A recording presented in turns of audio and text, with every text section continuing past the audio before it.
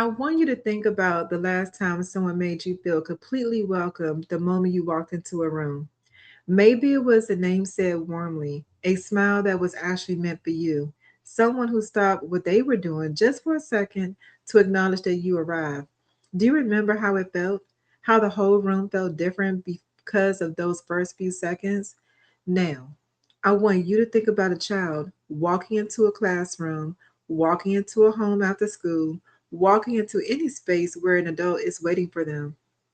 Those first 5 minutes are not small.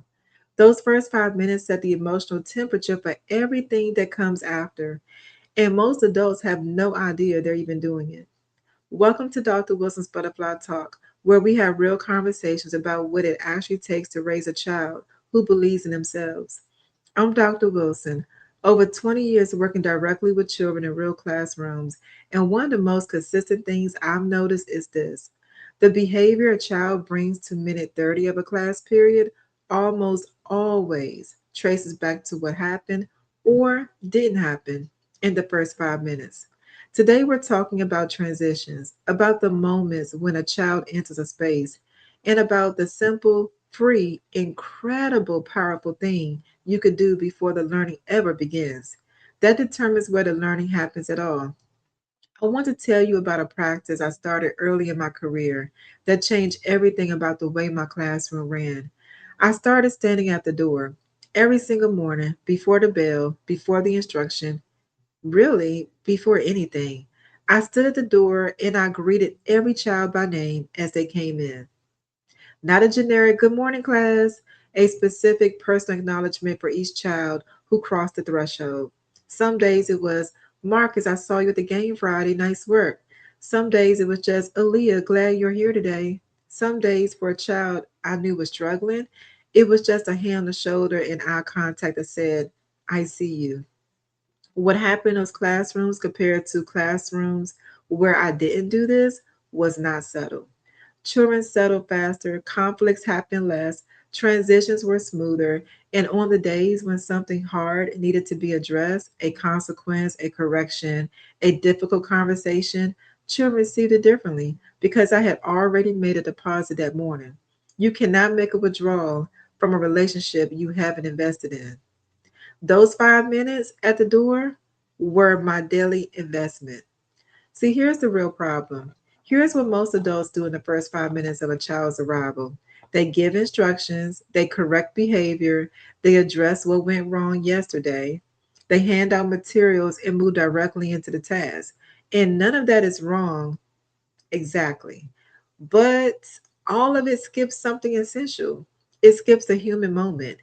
Children, especially children who carry stress, uncertainty, or a difficult morning, arrive in a state.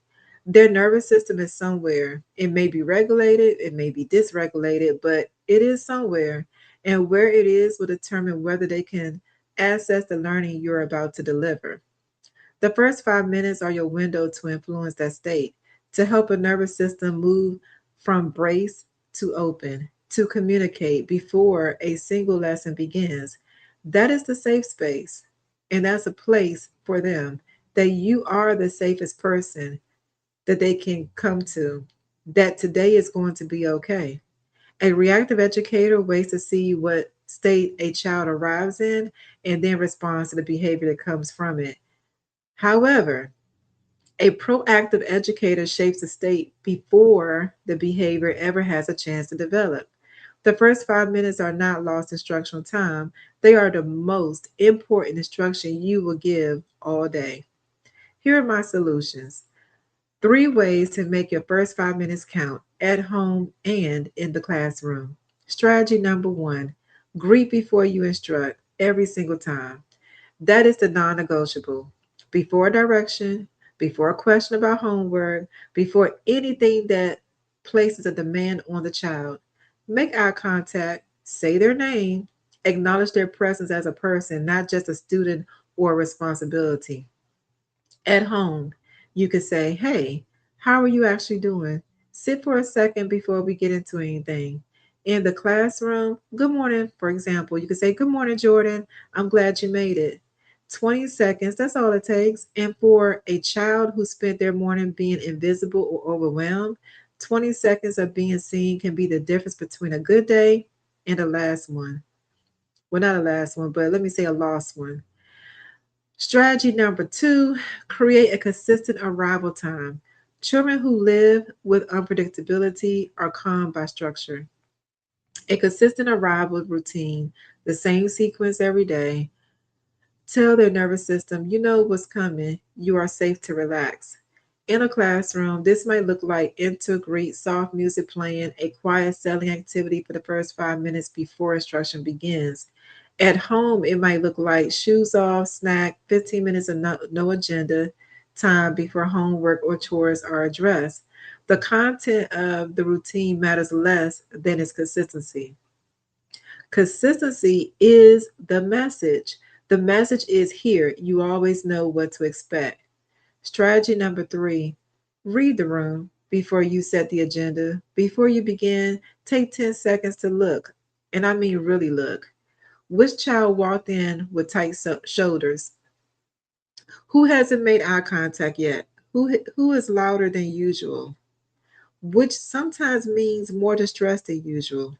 You don't need to address everything you see, but when you notice, you can adjust. You can move toward the child who seems off before they become the child who explodes. And you could clearly see that. You can soften the transition for the one who needs it. You can give a quiet check in before the full class demand arrives.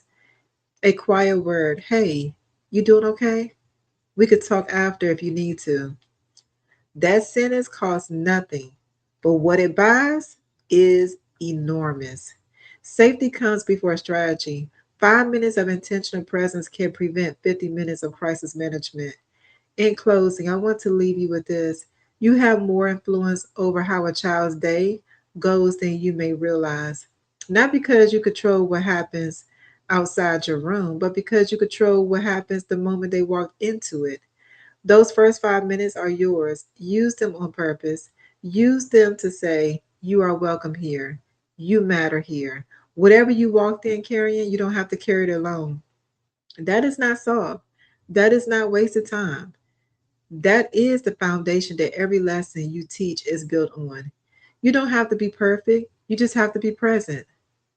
My call to action, starting today, no later than tomorrow, try standing at the door or sitting at the table when they walk in. One intentional greeting every day for 1 week, then notice what's different. Share this episode with a teacher or a parent who says they don't have time for the soft stuff because the first 5 minutes aren't soft. They're the strategy.